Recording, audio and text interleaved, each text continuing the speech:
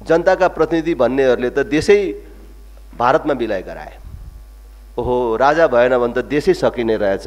अहिले बाबुराम भट्टराईहरू प्रचण्डहरू राजा वीरेन्द्रलाई ज्ञानेन्द्रको ले दिएको बोनस जीवन बाँचिराखेका छन्, तैपनि राजा सामन्त हो भन्छन्।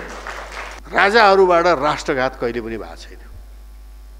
चाहे कोशी गण्डक जे जति कमजोरीहरू भएको छन् त्यो बरु जनताको शासन हुँदाखेरि नै चाहिँ अलि चाहिने भन्दा बढी लम्पसारवादीहरूबाट भएको छ, तर राजाहरूबाट भएको छैन। 72 को एउटा अराष्ट्रिय संविधान जो विदेशबाट आए ती तैलेको गणतान्त्रिक संविधान लागू गर्ने नेताहरूलाई नयाँ पुस्ताले रिप्लेस नगरिकन यो मुलुक बन्दैन। कुनै राजनीतिक दलको नेता भन्दा हामी सबैभन्दा राजा देशभक्त हुन्छन् भन्ने कुरा चाहिँ प्रमाणित भयो। यो एमसीसी होइन, जसले त्यो नेपालको विकासको लागि हुँदै होइन, त्यसमा एकदम प्रष्ट हौँ हामी, धेरै लामो कुरो गर्नै पर्दैन। यो नेपाली उपभोक्तालाई चुस्नलाई गरे हो कि विकास गर्नलाई गरे हो भन्ने प्रश्न त अगाडि छँदैछ। राजाले ती शर्तहरू मानेको भए हाम्रो विद्वान वक्ताहरूले भन्नुभयो जस्तै सायद नेपालमा अहिलेसम्म राज संस्था पनि रहिरहेको थियो होला, त्यो नाम मात्रको हुन्थ्यो होला, र राजा वीरेन्द्रले मारिनुपर्ने परिस्थिति पनि आउँदैन थियो होला। मैले आफ्नो राजनीतिक जीवनमा राजा वीरेन्द्रसँग भेटघाट गर्ने त्यस्तो कुनै नजिकसम्म पुग्ने कुनै मौका र अवसर प्राप्त गरिनँ। तर जुन बेला राजा वीरेन्द्रको खास गरी त्यो सक्रिय राज संस्थाको बेला थियो, त्यस बेलाका कयौं गतिविधिहरू जो मेरा प्रेरणाका स्रोतका रूपमा अथवा मेरो राजनीतिक जीवनमा राज संस्थाको देशको लागि कुन प्रकारको महत्त्व छ भन्ने कुराहरू बुझ्नमा प्रेरणादायी रहे। म केटाकेटी नै थिएँ, 2032 सालतिर होला, जब सिक्किममा राज संस्थाको अन्त्य भयो।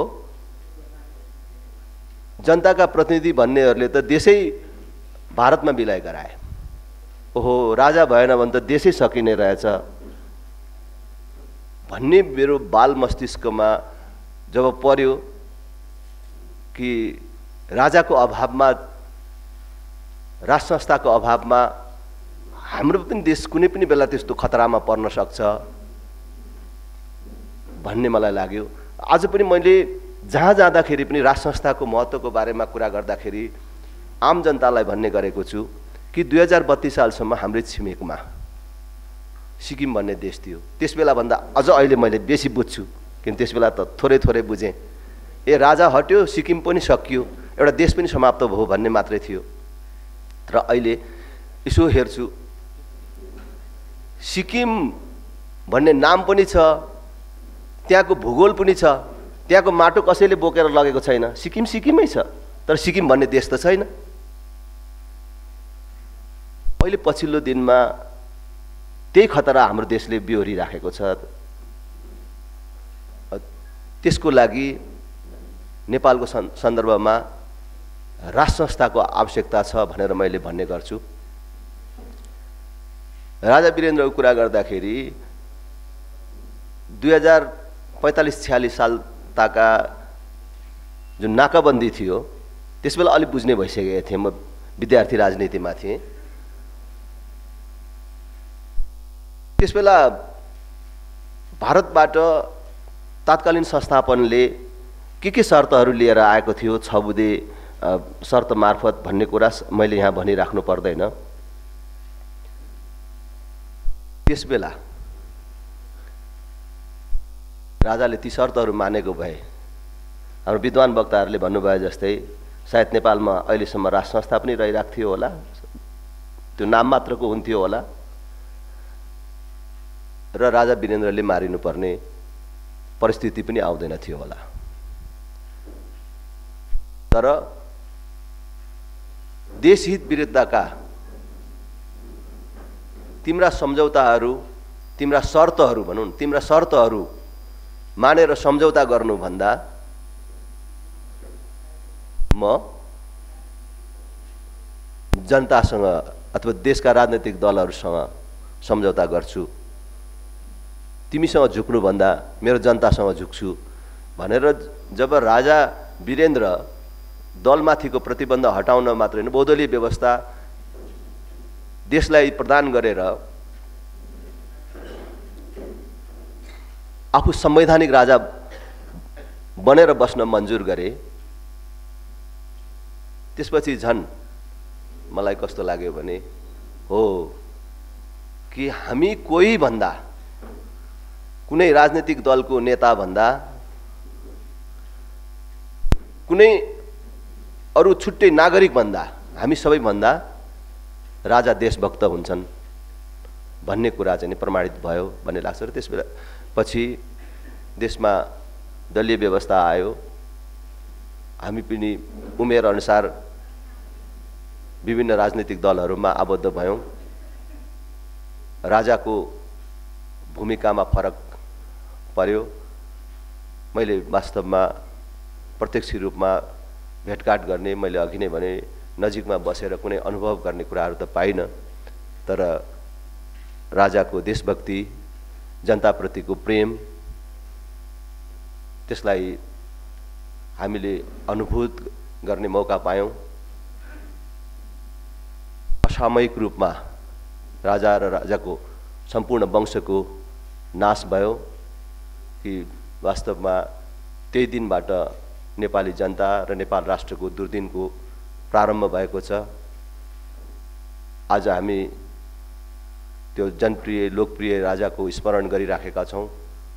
हामी सबैलाई शक्ति र बुद्धि प्राप्त होस्, त्यो क्षमता प्राप्त होस्, फेरि देश सुमार्गमा जान सकोस्, देशले एउटा निश्चित दिशा प्राप्त गर्न सकोस्। हामी सबै विगतका सबै प्रकारका गल्ती, कमी, कमजोरीहरू सच्याएर देशलाई एउटा सुमार्गमा लैजान सफल हुन सकौँ। फेरि पनि राजा वीरेन्द्रमा हार्दिक श्रद्धासुमन व्यक्त गर्दै बिदा हुन्छु। धन्यवाद। जय राष्ट्र, जय जनता। भारतले त्यो बेला जसवन्त सिंह चाहिँ नि परराष्ट्र मन्त्री थिए गएर माओवादीहरू आतङ्ककारी भनेर घोषणा गरेका थिए, जबकि नेपालले गरेका थिएन है। र यसमा हामीले सोद्धाखेरि दरबारबाट इन्स्ट्रक्सन आउँथ्यो, यस्तो गर्नु, यसो गर्नु भनेर, यसरी व्यवहार गर्नु भनेर महेन्द्र प्रगति संरक्षण कोषमा।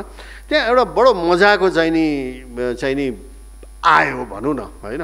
कस्तो भनेदेखि माओवादी, अब भारतले त आतङ्ककारी भनिसकेको थियो है, हामीले भनेको थिएन नेपालले है।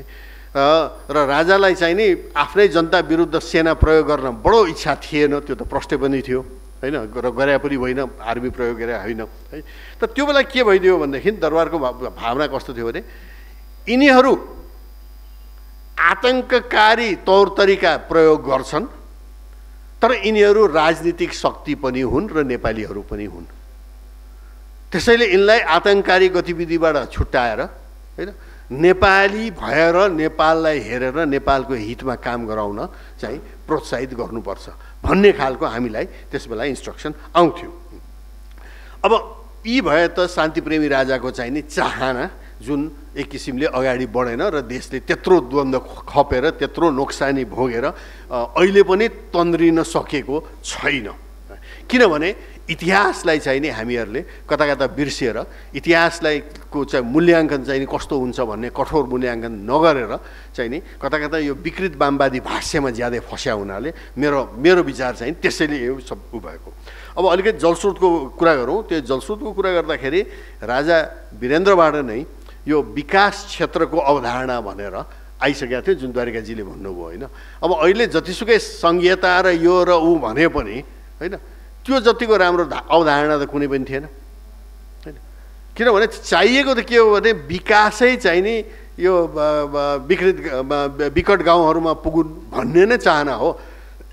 त्यसैले चाहिँ नि त्यहाँ विकेन्द्रीकरण गरेर पुर्याउन खोजिएको हो र त्यसको चाहिँ धेरै ठुलो सान्दर्भिकता थियो।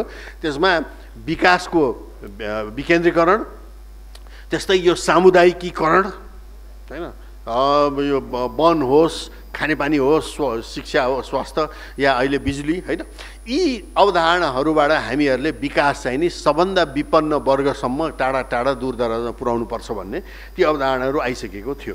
त्यसमा मुख्य कुरा जलस्रोतमा चाहिँ नि राजा वीरेन्द्रको योगदान हेर्ने हो भने सबभन्दा एउटा घतलाग्दो कुरो के छ भनेदेखि अब गाली गर्छन् अब अहिले यो विकृत वामवादी चाहिँ नि भाष्यबाट चाहिँ नि अब त्यो के अरे सामन्तवादी यो ऊ भन्छन्। तर हेर्नुभयो भने इतिहासमा होइन जलस्रोतमा राजाहरूबाट राष्ट्रघात कहिले पनि भएको छैन। चाहे कोशी गण्डक जे जति कमजोरीहरू भएको छन् त्यो बरु जनताको शासन हुँदाखेरि नै चाहिँ अलि चाहिनेभन्दा बढी लम्पसारवादीहरूबाट भएको छ, तर राजाहरूबाट भएको छैन। र कोशी गण्डकको पनि चाहिँ कमजोरीहरू राजा महेन्द्रले चाहिँ नि 66तिर सुधारिएको त्यसमा सुधार भएको छ है। त यहाँ यो कर्णाली र पञ्चेश्वरको म पनि त्यो बेला भर्खर जाहिर खान थालेको थिएँ 70को दशकको अन्ततिर, र त्यो बेला मलाई थाहा छ कर्णाली पञ्चेश्वर राजा अघि द्वारकेजीले भने जस्तै राजा वीरेन्द्रले यो कोलम्बो प्लान अन्तर्गत र सार्कको पहिलो मिटिङमा यो बृहत गङ्गा जलाधार गङ्गा बेसिनको चाहिँ विकास गर्नुपर्छ भनेर क्षेत्रीय रूपमा भनेर प्रपोज गरेकै हो। त्यस अन्तर्गत चाहिँ नि कोशी कर्णाली चिसापानी जस्ता योजनाहरू पछि गएर पञ्चेश्वर पनि चाहिँ आयो है। अब त्यहाँ धेरै कुरा छन्। विकासको हिसाबले राजा विकास चाहने है, तर समस्या के पर्यो भने हाम्रा दक्षिणी मित्र राष्ट्रको चाहिँ नि जहिले पनि विकासको चस्माले नहेर्ने, विकासलाई सुरक्षाको दृष्टिकोणले मात्रै हेर्ने। र कतिसम्म भने यो कर्णाली प्रोजेक्ट यत्रो ठुलो बनायो भने अब हाम्रो चाहिँ त्यो त्यत्रो एकै ठाउँमा चाहिँ हामी निर्भर हुन्छौँ, त्यसैले भारतको सेना नै बस्नुपर्छ भन्ने जस्ता समेत उताबाट चाहिँ नि अब प्रपोजल भनौँ जे भनौँ त्यस्ता आउन थाले। त्यसपछि राजाले यो चाहिँ हुँदैन त्यसो भने यसलाई अहिले चाहिँ थाँती राखौँ, यो कुरो चाहिँ म टुङ्गो लाउँ, किन हाम्रो क्षेत्रमा हाम्रो देशमा विदेशी सेना बस्दैन भन्ने राजाको प्रष्ट अवधारणा थियो। त्यसले गर्दाखेरि कता कता त्यो अगाडि बढेन र भारतले आजसम्म पनि कर्णालीको त्यत्रो हामीले रिपोर्ट 18 भोल्युम रिपोर्ट बनाएर पठाएको आजसम्म जवाफ दिएको छैन। झन्डै 30 वर्ष भइसक्यो। त्यस्तै पञ्चेश्वरको कुरामा पनि त्यस्तै कुराहरू आएका थिए त्यो बेला है। मुख्य समस्या चाहिँ नि नेपालले र राजाले विकासको अवधारणा चस्माबाट हेर्ने, भारतले सुरक्षाको दृष्टिकोणबाट हेर्ने गर्दाखेरि त्यो ऱ्याङठ्याङ आज पनि मिलेको छैन आजसम्म पनि है। यही बेला राजाबाट पनि त्यही बेला राजा वीरेन्द्रको चाहिँ देनमध्ये भन्नुपर्छ यो साना जलविद्युत सुरु भएको त्यही बेला हो। गजुरीमा पहिलोचोटि सानो जलविद्युत भन्ने कन्सेप्ट आएर त्यहाँ साना जलविद्युत छरिएर गयो। त्यसपछि कृषि विकास ब्याङ्क मार्फत धेरै काम भयो, विद्युत विभागबाट पनि काम भयो, तर यो चाहिँ गाउँ गाउँमा बिजुली चाहिने आफै बनाउन सक्ने फैलिने भन्ने यो काम चाहिँ नि यो धेरै हदसम्म त्यही बेला सुरु भएको हो है। त्यसमा अहिले कता कता कुरा बढाइलिएको छ त्यो अर्कै छ। अब म यसलाई कहाँनिर ल्याएर जोड्न चाहन्छु र मेरो आफ्नो यहाँ भन्ने कुरा यहीँ अन्त गर्छु। यो चाहिँ अहिले हेर्नुहोस् त अब विकास भनेपछि नेपालको लागि र नेपालको दूरदराजमा विकट ठाउँहरूमा भएको ठाउँमा विकास हुनुपर्छ, बिजुली होस्, शिक्षा होस्, जेसुकै होस् भनेर राजा वीरेन्द्र र चाहिँ नि त्यो संरचनाले कोसिस गर्ने है।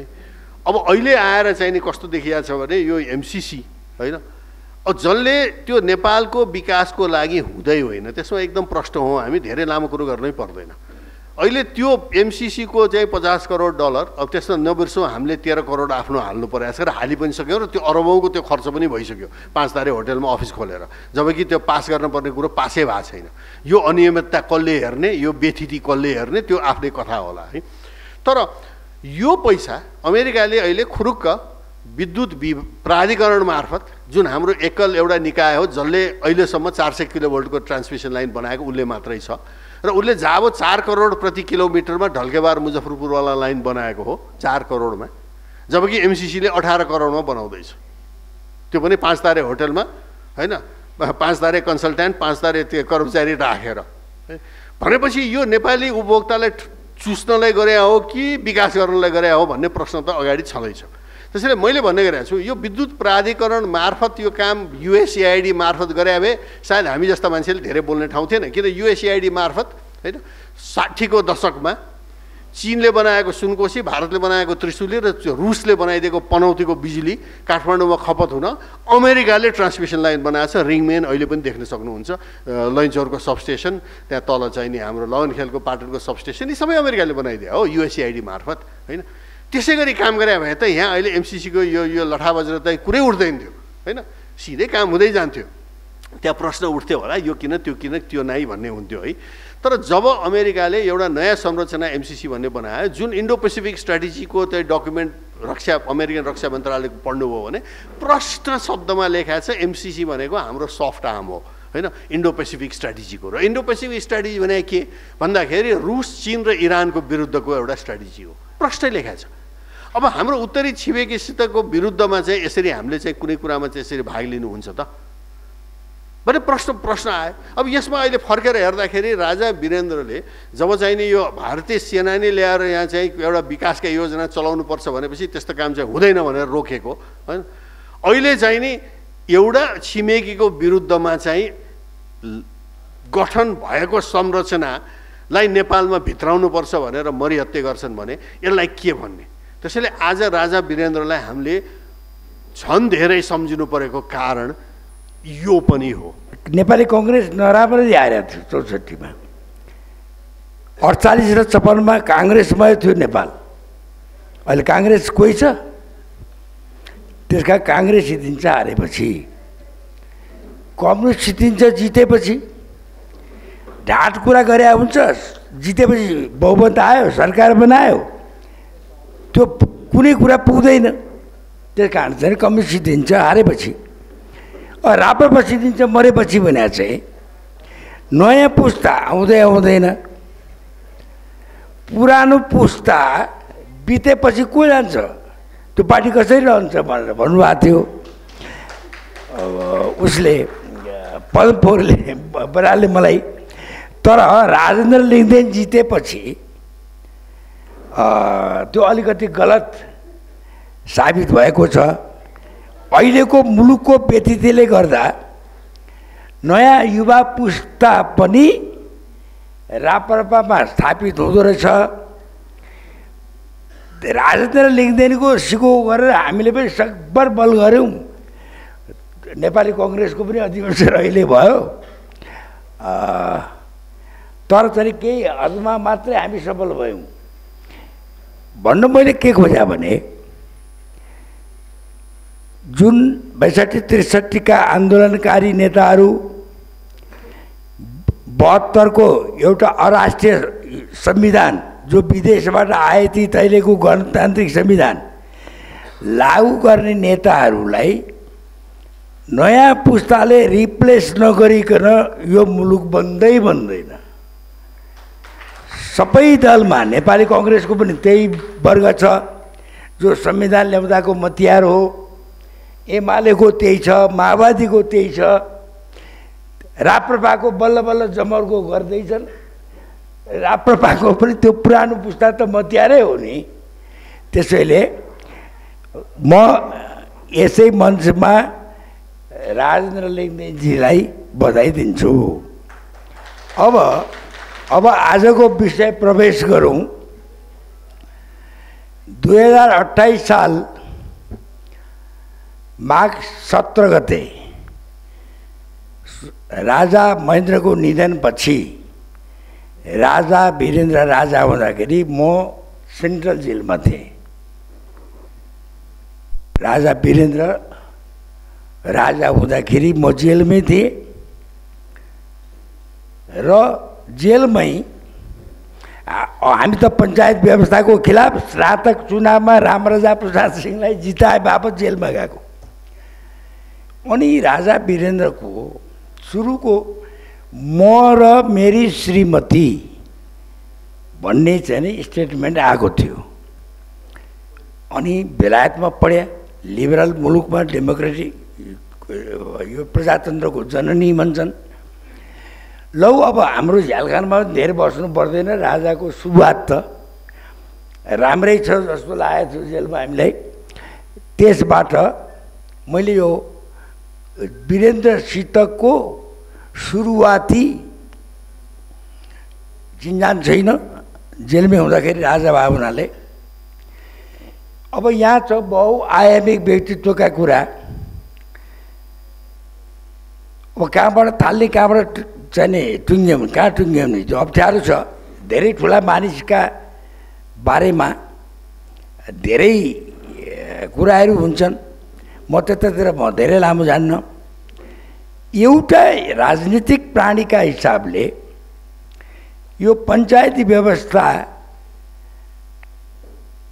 समसामयिक सुधारसहितको पञ्चायत व्यवस्था कि बहुदलीय शासन व्यवस्था भनेर जनताको अभिमत के छ भनेर स्वर्गीय राजाबाट 36 सालमा जन्मसङ्ग्रहको घोषणा गरिरहेको छु।